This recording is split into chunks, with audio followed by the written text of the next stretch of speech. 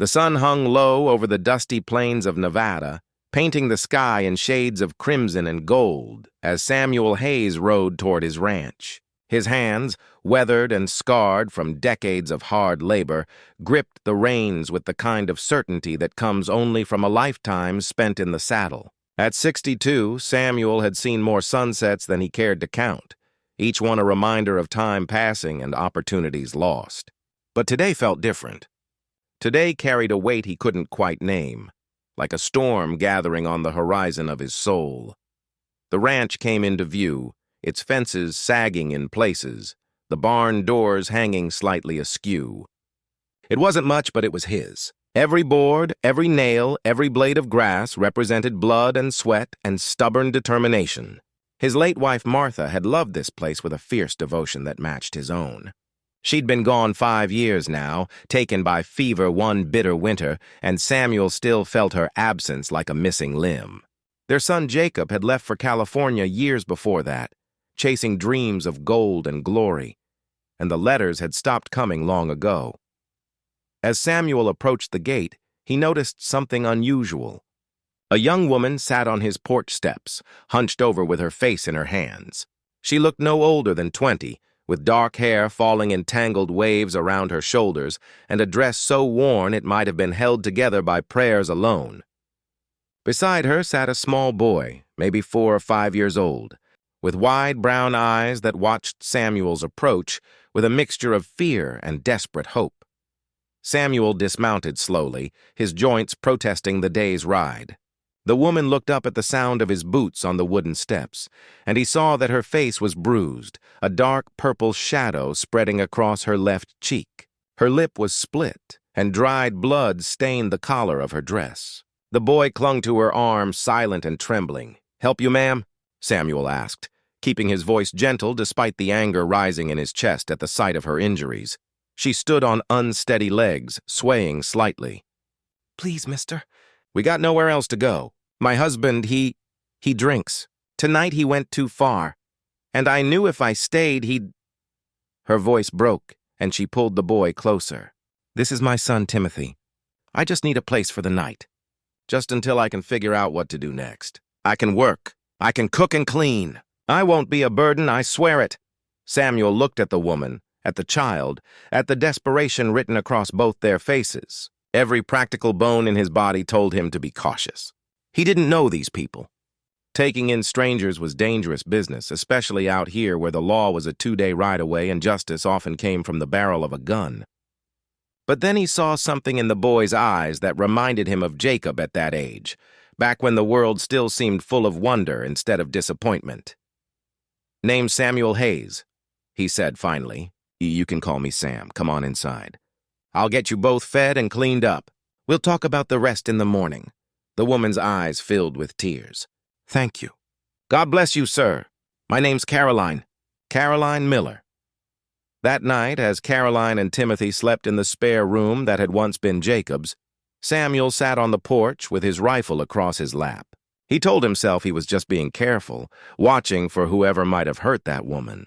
But deep down, he knew he was also standing guard over something more precious, a second chance at purpose. The ranch had felt like a tomb these past years, every room echoing with memories of voices gone silent.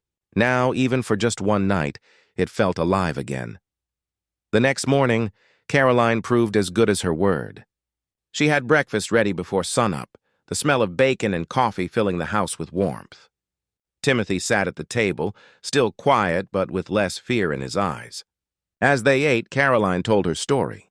Her husband, James Miller, had been a good man once, she said, but the war had changed him.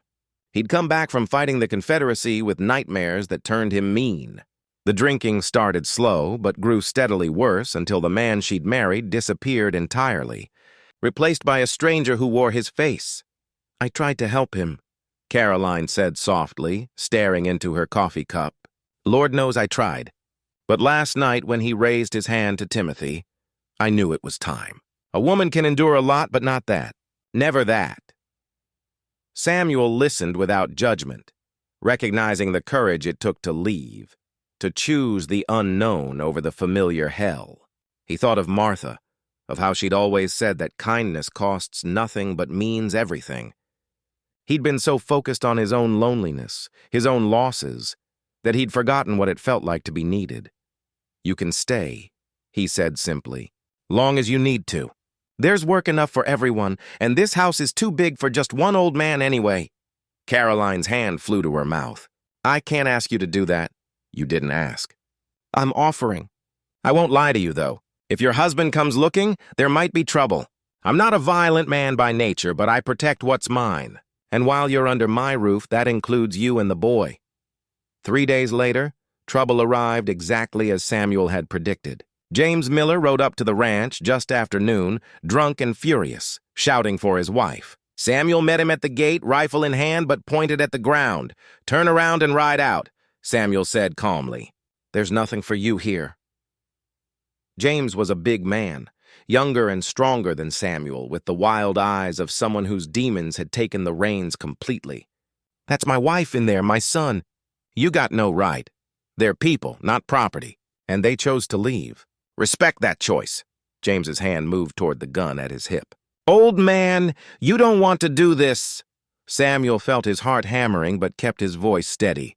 He thought of Caroline's bruised face, of Timothy's frightened eyes, of Martha and the life they'd built on principles of decency and dignity. "Actually, son, I really do. Because if I don't, what kind of man am I? What was it all for, all these years of trying to do right?" For a long moment, the two men stared at each other, while the wind whispered through the prairie grass. Samuel knew he was outmatched if it came to a fight. His hands weren't as quick as they used to be, and his eyesight wasn't what it had been. But sometimes, he'd learned, courage isn't about knowing you can win.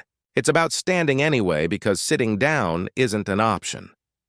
Something shifted in James's face. Maybe he saw his own reflection in Samuel's determination, or maybe he glimpsed the man he used to be before the war and whiskey stole his soul. His hand dropped away from his gun and his shoulders sagged. "She was the best thing that ever happened to me," James said quietly, his voice breaking. "And I ruined it. I ruined everything." "Then don't ruin anything more," Samuel replied. "Go home. Get yourself sober. Work on becoming the man your family deserves. But do it away from here. They need time to heal, and so do you."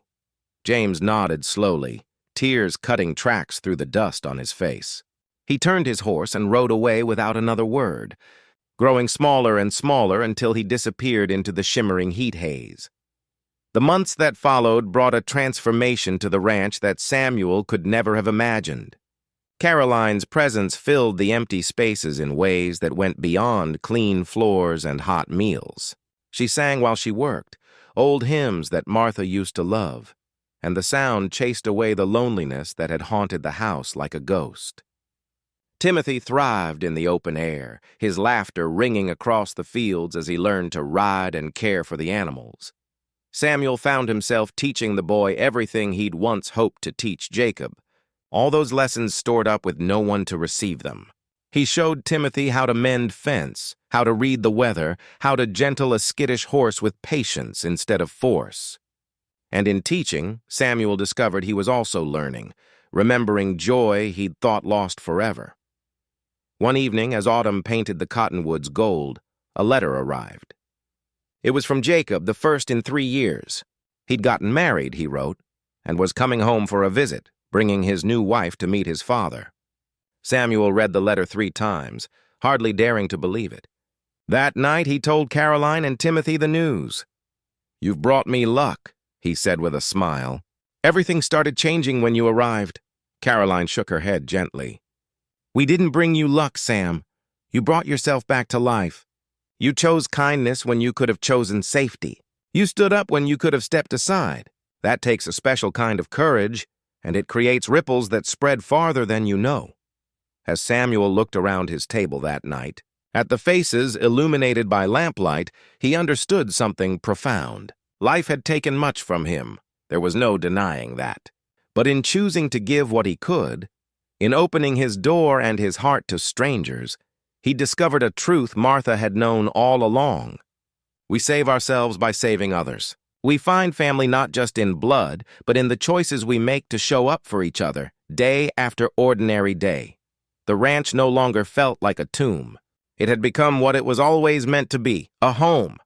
Not just walls and a roof, but a place where broken things could mend, where second chances bloomed like wildflowers after rain, and where an old rancher had learned that it's never too late to matter, never too late to make a difference, never too late to choose courage over fear. And that, Samuel realized, was the greatest legacy anyone could leave behind.